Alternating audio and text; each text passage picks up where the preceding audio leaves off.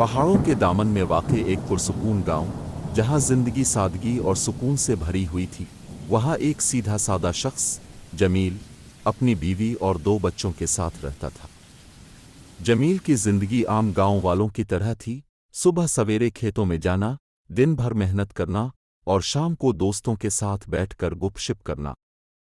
जमील का सबसे करीबी दोस्त रशीद था। रशीद बेहद ज़हीन और कहानियों में दिलचस्पी रखने वाला शख्स था, लेकिन उसकी तबीयत में एक अजीब सी तजस्सुस की लहर हमेशा मौजूद रहती थी। एक दिन शाम को, जब दोनों दोस्त गांव के मैदान में बैठे थे, रशीद ने जमील को एक बात बताई जिसने इसके दिल में हलचल मचा दी। रशीद ने कहा, जमील, क्या तुमने गांव के पुराने कुएं के बारे में कहानियां नहीं सुनी? कहते हैं वहां एक खजाना छुपा हुआ है जो सदियों से किसी के हाथ नहीं आया। जमील, क्या तुम्हें गांव के पुराने कुएं के बारे में कुछ पता है? हाँ, क्यों नहीं। ये कुआं तो हमारे बचपन से ऐसा ही वीरान और सुनसान पड़ा है। क्यों, अचानक ये सवाल क्यों? सुना है उस कुएं के नीचे खजाना छुपा हुआ है, सदियों पुराना खजाना। किसी ने आज तक उसे निकालने की हिम्मत नहीं की। ये सब कहानियां हैं, रशीद। बुजुर्गों ने हमें बचपन से यही किस्से सुनाए हैं, लेकिन सच्चाई का कोई सबूत नहीं मिला। कभी कभी कहानियों में भी सच्चाई छुपी होती है, जमील। सोचो, अगर सच में वहां कुछ है तो ये हमारी जिंदगी बदल सकता है। लेकिन ये खतरनाक भी हो सकता है। अगर सच में ऐसा कुछ होता, तो अब तक कोई ना कोई इसे निकाल चुका होता। यही तो बात है। किसी ने हिम्मत ही नहीं की। हमें ये मौका गंवाना नहीं चाहिए। कल रात वहां चलते हैं। जमील ने हंसते हुए कहा, ये सब किस्से कहानियां हैं, रशीद। हमारे बुजुर्ग भी यही बातें करते थे, लेकिन किसी ने कभी कुछ नहीं पाया। रशीद ने संजीदगी से जवाब दिया, कहानियों में भी अक्सर हकीकत छपी होती है। अगर हम कोशिश करें तो शायद हमें कुछ मिल जाए। जमील ने पहले तो रशीद की बात को नज़रअंदाज कर दिया, लेकिन रशीद बार बार इस बात का जिक्र करता रहा। आखिरकार जमील ने कहा, ठीक है, अगर तुम्हारी यही ख्वाहिश है तो कल रात हम कोशिश कर लेंगे। लेकिन याद रखो, ये सब तुम्हारी जिद पर हो रहा है।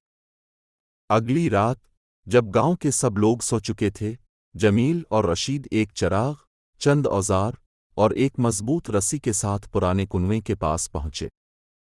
कुआं गांव के एक सुनसान हिस्से में था और उसके इर्द-गिर्द की फिजा अजीब सी खामोशी में डूबी हुई थी। रशीद ने कुएं में झांक कर देखा और कहा, यह काफी गहरा है, लेकिन अगर हम एहतियात से खुदाई करें तो हमें कुछ न कुछ जरूर मिलेगा। जमील ने कुछ हिचकिचाहट के साथ खुदाई शुरू की। थोड़ी देर के बाद उन्हें कुएं के फर्श पर एक मजबूत पत्थर मिला जो आम पत्थरों से मुख्तलिफ था। रशीद ने खुशी से कहा, यही है, ये दरवाज़ा है। दोनों ने मिलकर पत्थर को हटाने की कोशिश की। जैसे ही पत्थर हटा, उनके सामने एक तारीक सुरंग का रास्ता खुल गया। सुरंग में घुसते ही उन्हें एक सर्द हवा का झोंका महसूस हुआ। रशीद ने चिराग रोशन किया और दोनों आगे बढ़ने लगे। सुरंग काफी लंबी और पेचीदा थी, जैसे किसी ने इसे बहुत सोच समझकर बनाया हो। दीवारों पर पुराने नक़ूश और तस्वीरें बनी हुई थीं, जिन्हें देखकर जमील ने कहा, यह जगह किसी ज़माने में बहुत अहम रही होगी। काफी आगे बढ़ने के बाद उन्हें एक बड़ा कमरा मिला। इस कमरे में सोने के सके, जेवरात और कीमती अशिया का ढेर लगा हुआ था। रशीद खुशी से चीख उठा, देखा, मैंने कहा था ना कि यहाँ खजाना मौजूद है। देखो, जमील, ये खजाना, ये सचमुच यहाँ है। ये सब सच? इतना सोना? लेकिन हमें इसे छूना नहीं चाहिए। क्यों नहीं? ये हमारी किस्मत है। इतनी दौलत मिलने के बाद हम गांव छोड़कर शहर में ऐश करेंगे। रशीद, कुछ गड़बड़ हो रही है। ये जगह अजीब लग रही है और हवा भी भारी महसूस हो रही है। रशीद ने सोने के सिक्कों को छूने की कोशिश की, लेकिन जैसे ही इसने एक सिक्का उठाया कमरे में एक अजीब सी गूंजदार आवाज गूंजी। ये खजाना तुम्हारा नहीं है। अगर तुमने इसे चुराने की कोशिश की तो तुम्हारा अंजाम भी वैसा ही होगा जैसा उन लोगों का हुआ जो इसकी रक्षा करते थे। आवाज ने कहा, यह खजाना तुम्हारा नहीं है। ये इन लोगों का है जो उसकी हिफाजत के लिए अपनी जान दे चुके हैं। अगर तुमने इसे ले जाने की कोशिश की तो तुम्हारा अंजाम भी उन्हीं जैसा होगा। दोनों दोस्त खौफजदा हो गए। जमील ने कहा, ये आवाज, ये कहाँ से आ रही है? जमील, डर से कांपते हुए, मैंने कहा था ना, रशीद।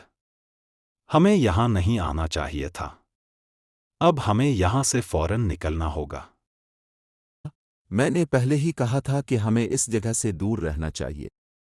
रशीद, हमें यहां से निकलना होगा, लेकिन रशीद लालच में गिरफ्तार था। वो बार बार कह रहा था कि यह खजाना हमारी किस्मत का तोहफा है।